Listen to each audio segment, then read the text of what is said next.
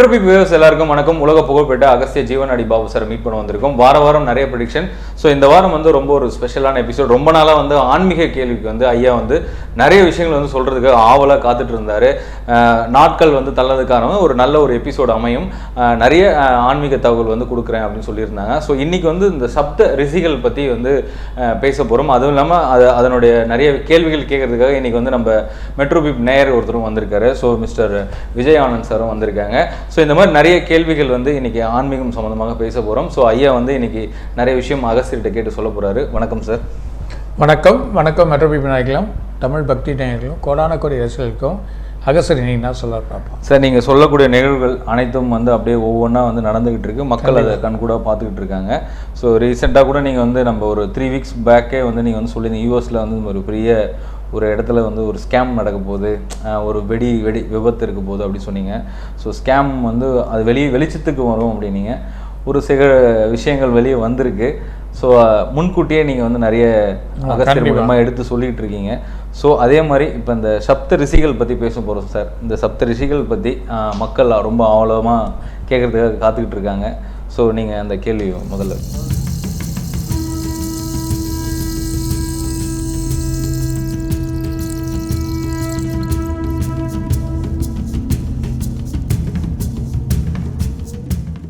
அதாவது உலகத்தை 7 விஷயங்கள் குழுவாக அமைக்கப்பட்டிருக்கு.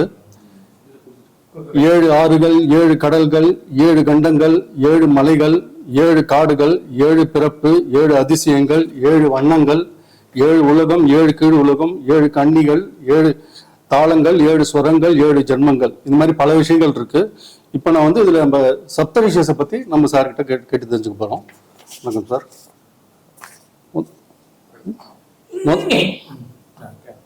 முதல்ல சப்தரிஷியின் முக்கியத்துவம், வேலை, அவங்களோட சிறப்பு என்ன, தற்போது சப்தரிஷிகள் யாரா?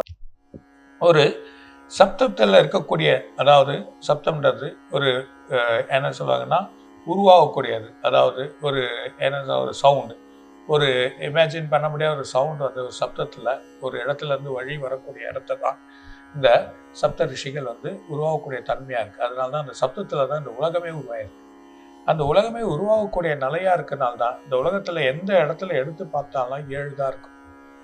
எல்லா பொருட்களுமே 7ஆன வடிவமாக தான் இருக்கும். ஒன்று பார்த்தீங்கன்னா வாரங்கள் எடுத்தால் 7, அதே நேரத்தில் கண்டங்கள் எடுத்தால் 7, இருக்கு 6 கடல்கள் எடுத்தால் 7 கடல்கள் தான் முக்கியமாக இருக்கும். ஸோ அண்டங்கள் எல்லாத்தையுமே பிரித்து எல்லாமே யாரோ உலகத்தில் மிகப்பெரிய சயின்ஸ் வந்தாலும் அந்த 7 தான் இருக்கும்.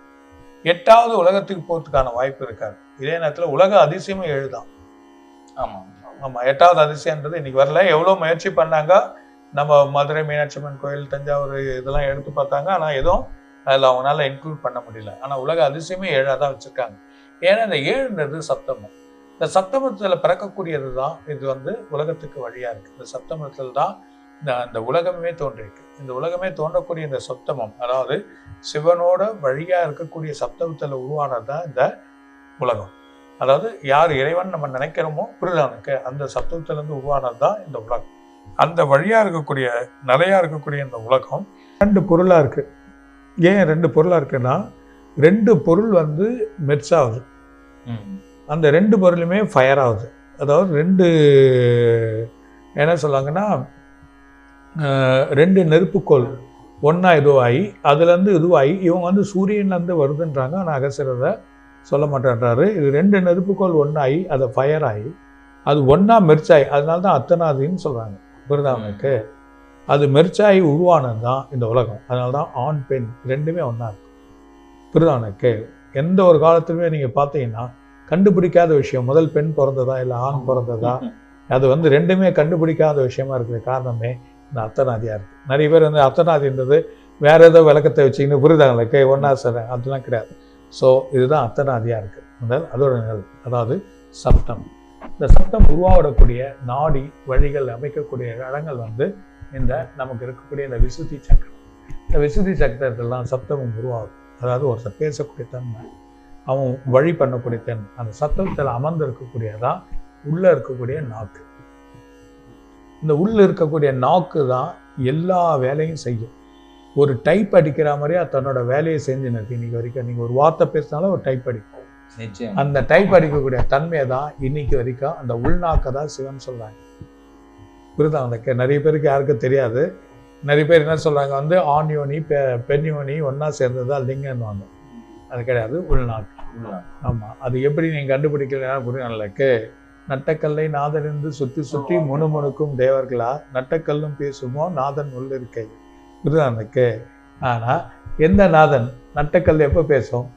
உன் உடம்புல இருக்கக்கூடிய விந்து தலைமையில பாசி அந்த தெய்வமான வழி வந்து திரும்பவும் அந்த அமிர்தம் அங்கே உழ சொல்ல. புரியுதானக்கு? ஸோ உள்ளே இருக்க நாக்குக்கு தொடர்பு கிடைக்கும். அந்த தொடர்பு நேராக வந்து அந்த இறைவனோட போகக்கூடிய தொடர்பு கிடைக்கும். அந்த அதான் நட்டக்கல்லும் பேசுமோ நாதன் உள்ளிருக்கேள். புரியுதானே? அதுதான் அந்த அர்த்தத்தை வந்து சொல்லியிருக்காங்க. அந்த மாதிரி செய்யக்கூடிய தன்மை தான் அந்த இறைவனோட இதுதான். அதை தான் லிங்க வடிவமாக வச்சு நம்ம பூஜை பண்ணணும். புரியுதானே? அந்த லிங்க வடிவமாக வச்சு அழகான வழி பெண் யோனியும் ஆண் குண்டமும் வச்சு செய்யறது. அதுக்கான வழிகள் ஒரு குண்டத்தை வச்சு செய்ய சொல்லப்போ அது பெண் யோனியாக ஆயிடுது. இது ஏன் பெண் யோனியாக இருக்குன்னா உலகத்தில் இருக்கக்கூடிய அத்தனை ஜீவராசிகளுமே ஒரு பெண்ணோட வழியில தான் வரும். புரியுதாங்க? எல்லாமே ஒரு பெண்ணோட இயக்கத்தில் தான் வரும். அந்த பெண்ணோட இயக்கத்தை தான் யோனி பீடமாக வச்சிருக்காங்க.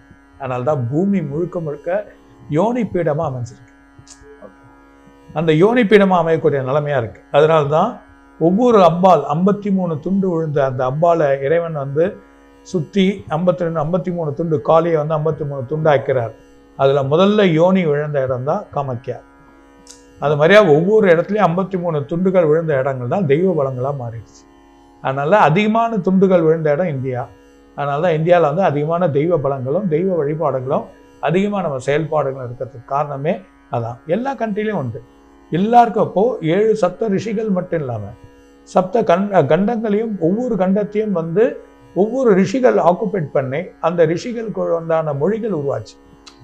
அந்த மொழிகள் உருவாகி அதுல தான் எல்லா லாங்குவேஜும் உருவாச்சு. அந்த சப்தத்துல தான் அந்த சப்தம் இருக்கக்கூடிய அந்த காத்து நிகழ்வுகள் அங்க இருக்க ஏரியாவில் இருக்கக்கூடிய மலைவாசிகளான மலைக்கு தகுந்த மாதிரியே பேசுறது என்ன சொல்லுங்க. அது ஒவ்வொரு லாங்குவேஜும் ஒவ்வொரு சித்தத்தை உருவாக்கியிருக்காங்க. எந்த ஒரு கண்ட்ரியை எடுத்துக்கிட்டாலும் சரி. புரியுதா? உங்களுக்கு வந்து ஜீசஸ் எடுத்தீங்கன்னா உங்களுக்கு வந்து அந்த என்ன இது அந்த அந்த லாங்குவேஜ் ஈப்ரோ வந்து மிகப்பெரிய லாங்குவேஜ். அது இன்னைக்கு வரைக்கும் படிக்கிறதுக்கு ஆள் இல்லை. 2 பேர் தான் இருக்காங்க. இப்போ உயிரோடவே 2 பேர் தான் உலகத்திலேயே இருக்காங்க. Eyebrow language. அரபு எடுத்தீங்கன்னா ப்ராஃபிட் அவரு அவ்வளோ அந்த மாதிரியான ஒரு லாங்குவேஜ் அந்த பாடுறப்பே உங்களுக்கு அந்த குருநாளுக்கு ஒரு செயல் பண்ண. அது மாதிரி நம்மளதுல வேதாஸ். இந்த வேதம் எடுத்தீங்கன்னா அதை கேட்குறப்போ நம்ம உடல் வந்து நம்மளை அறியாமல் நம்ம ஆத்மா இதுவாகி தன் நிலையை விட்டு போகக்கூடிய சக்தி அந்த வேதாஸ்க்கு உண்டு. அது மாதிரி தமிழோட பாட்டுகள் அந்த தமிழில் இருக்கக்கூடிய பாட்டு ஒவ்வொன்றுமே எவ்வளோ ஒரு அமைப்பில் இயக்கப்பட்டது. அதனால தான் நீங்கள் வந்து உலகத்தில் உருவானது வந்து சப்த ரிஷிகள் உருவமான. அதனால்தான் ரிஷி மூலமும் நதி மூலமும் அறியக்கூடாதுன்னு சொல்லுவாங்க. நதி எவ்வளோ தூரம் பாஞ்சு போகுதுன்னு நமக்கு தெரியாது. அது போய் கடலில் சேரும். அதே நேரத்தில் ரிஷி வந்து எவ்வளோ எங்கேருந்து பிறந்து வந்தாங்கன்னே தெரியாது. இது வரைக்கும் அறிய முடியாத விஷயங்கள். ஏன்னா உருவான நிறைய பொருட்கள் உருவாச்சு உலகத்தில். அந்த ரிஷிகள் அது மாதிரியே உருவாகி வந்திருக்காங்க. சில ரிஷிகள் சுயம்பாவே இறைவன் கிட்ட இருந்து வந்திருக்காங்க. சிலர் ஏன்னா உலகத்துக்கு காட்டணும், உலகத்துக்கு ஒரு மொழி வழிகளை கற்றுக் கொடுக்கணும். அந்த காலத்தில் மக்கள் வந்து டிஃப்ரெண்ட்டாக பிரிஞ்சு போகிறப்போ அந்த டிஃப்ரெண்ட்டாக போன ஏரியாவோட காற்று அங்கே இருக்கக்கூடிய சூழ்நிலைகள் அதுக்கு ஏற்ற மாதிரி அந்த லாங்குவேஜ் வந்தது. அந்த வார்த்தைகள் வழிகள் எல்லாம் லாங்குவேஜ் உருவாயிடும்.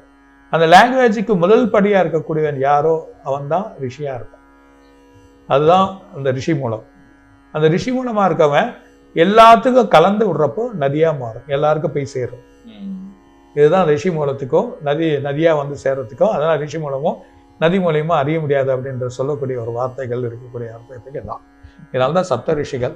உலகத்தில் சப்தமாக இருக்கக்கூடிய இந்த 7 தான் உங்கள் உடம்புல எல்லாத்துலேயும் பிறக்கிறது. அதுதான் கேது தான் பிண்டமாக பிறக்குது. புரியுதா? அதே நேரத்தில் அண்டத்தில் இருக்கக்கூடிய ராகு என்னைக்கு இருந்தாலும் உயிரை எடுத்துடும். ஸோ இன்பிட்வீனில் தான் நம்ம வாழறோம். இதில் பலவிதமான துன்பங்களை அடைஞ்சு இறைவன்கிட்ட போகிறோம். அந்த பலவிதமான துன்பங்களை அடைஞ்சு போகக்கூடிய நிலையை தான் இறை வழிபாடில் வச்சுருக்கோம். அதுதான் 8வது இடம். புரியுதா உங்களுக்கு? அந்த 8வது இடமா இருக்கக்கூடிய இடத்துல கிருஷ்ணர் என்றக்கூடிய ஒரு வழி வருது. 8வது குழந்தையா பிறக்கிறாரு, 8வது வழியாக இருக்காரு. யாருக்கும் கிடைக்காத ஒரு பொருளாக இருக்கக்கூடியதான் இந்த கிருஷ்ணர் அமைக்க விட்டு. புரியுதா? அதுக்கும் தாண்டி கிருஷ்ணரும் தான் இறந்து உயிரை விட்டு இறைவன் கிட்ட போறேன்னு காட்டக்கூடிய ஒரு நிலையம் இருக்கு. என்ன சொல்றீங்க? ஏன்னா அவரே அவரோட நிலையை அங்க போய் இருக்கணும் அப்படின்ற ஒரு நிலையினால அவரும் அப்போ ராமாயணத்துல பார்த்தீங்கன்னா இவர் ராமர் வந்து ஜலசமதி ஆயிடுறாரு. மகாபாரதத்துல ஏகலைவனை வந்து காலில் வில் அடிக்க சொல்லி தன்னோட இதை வந்து இறக்குறாரு. ஸோ ஒவ்வொரு நிலையும் ஏன் அதை காட்டுறாருன்னா, நான் இறைவன் தான் இருந்தாலும், நான் ஒரு பெரிய ப்ராஃபிட்டாக வந்தாலும், அதாவது நான் ஒரு மிகப்பெரிய தெய்வ வழியாக இருந்தாலும், நான் ஒன்று இடத்துல போய் சேர்ந்து இந்த உலகத்தை காப்பாற்றணுன்ற ஒரு வழியில் தான் அவங்க எல்லாம் வந்து பிறந்து இந்த உலகத்துக்கு காட்டினாங்க. இவங்களும் ரிஷியில் சேரக்கூடிய ஒரு நிலைமையில் தான் இருக்காங்க. எல்லாருமே வந்து ரிஷியில் சேரக்கூடிய. ஆனால் இந்த சப்த ரிஷிகள் வந்தது காரணம் என்னென்னா, உலகத்தில் முதல்ல மொழிக்கு அடுத்தது நம்ம சாப்பிடக்கூடிய உணவுகள். அந்த உணவுக்கு ஏற்ற உடல் எப்படி தாங்குது, அதுக்கான வழிமுறைகள், அந்த உடலை எப்படி பக்குவமாக இருக்கணுன்றதுக்கு தான் உருவாக்கப்பட்டது தான் பதஞ்சலியால் உருவாக்கப்பட்டது தான் யோக சாஸ்திரம். உலகத்திலே பதஞ்சலி போல ஒரு முனிவர் கிடைக்க மாட்டார். யோக சாஸ்திரம் நமக்கு இருக்கக்கூடிய யோகா. இந்த யோகத்தை வந்து கற்றுக் கொடுத்தார் அவர். அதே நேரத்தில் இறை வழிபாடை வந்து எல்லா நிலையிலையும் எப்படி போகணும், இறைவனை போய் அடையக்கூடிய சாத்தியம் இருக்குன்னு காட்டினதான் வியாக்கரம் பாதகர்.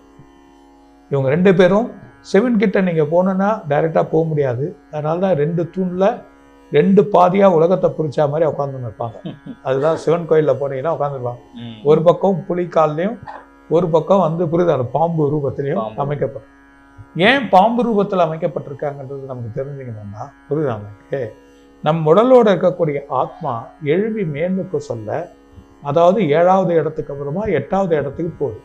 அந்த 8வது இடத்துக்கு போக சொல்ல உடலோட இருக்கக்கூடிய ஆத்மா காந்த அலைகள் கோடோட வெளியேறக்கூடிய சக்தி இந்த இடத்துல இருக்கு. இதோட காந்த அலைகளோட தொடர்பு நேராக இறைவன் கிட்ட இருக்கு. அந்த இறைவனை நோக்கி இந்த காத்து நேராக போய் இறைவனை பார்க்கக்கூடிய சக்தி இந்த இடத்துல அமைக்கப்பட்டிருக்கு. அதாவது 7வது சகசாரம் ஓப்பன் ஆன அப்புறமா அந்த ஆத்மா வெளியேறி 8வது இடத்துக்கு போகும். அதனால்தான் நிறைய பேருக்கு வந்து என்ன சொல்லுவாங்கன்னா, 9 துவாரங்கள் இருக்கு, 36 துவாரங்கள் இருக்கு நம்மளுக்கு கண்ணுக்கு தெரியாதது. அதுல கண்ணுக்கு தெரிஞ்சு 9 துவாரங்கள். 2 கண்ணு, 2 மூக்கு, வாய், 2 காது, தொப்புள், புரிதங்களுக்கு மலக்கொடி, அந்த ஆசனங்கள், இந்த வாயால் இருக்கக்கூடிய இடங்கள் எல்லாம் ஓப்பனாக இருக்கும். இந்த வழியா எந்த ஒரு தெய்வத்தை வணங்குறவன் ஆத்மா வெளியேறக்கூடாது. அவனோட ஆத்மா சகசாரத்திலேருந்து வெளியேறும். எப்போ ஒருவன் நிலையாக இருந்து சமாதியாக இருந்து சகசாரத்தில் நிலையாக்குறப்போ அவனோட ஆத்மா ஒன்று அங்கேயே இருந்து எல்லாருக்கும் பாதிக்கும், இல்லை இறைவன் இடத்துல சேர்ந்து அவர் ஒரு தூதுவராக இருந்து எல்லாம் பாதிப்பார். அப்படி அந்த இறைவனோட சேர்ந்து தூதுவராக இருக்கக்கூடிய நாமங்கள் தான் இத்தனை 1000 வருஷங்கள் மறைஞ்சாலும் இன்னும் இருக்கு. அது இருக்கக்கூடியவங்க தான் நீங்க நினைக்கக்கூடிய சப்தரிஷிகள். அப்போ இந்த வேற இன்னைக்கு வரைக்கும் மறைக்காம இருக்காங்க. இப்போ காது வழியா சில பேருக்கு அந்த மாதிரி ரத்தம் வந்து இறந்துட்டாங்க, அப்புறம் அந்த மாதிரிலாம் சொல்றதெல்லாம் வந்து அதெல்லாம் வந்து ஒரு சாதாரண ஒரு இறப்பு தான். இதை வந்து நம்ம எடுத்துக்க முடியாது. உண்மையான இறப்பு இறைவன் கிட்ட போறது வந்து சகசாஸ்திரம் போகக்கூடிய ஒரு நிலைமை தான். ஏன்னா அந்த சகசாஸ்திர கனெக்ஷன் இருக்கு சொல்ல, தன் உடலையும் பாதுகாக்கும் இறைவனையும் வேண்டும் அந்த ஆத்மா.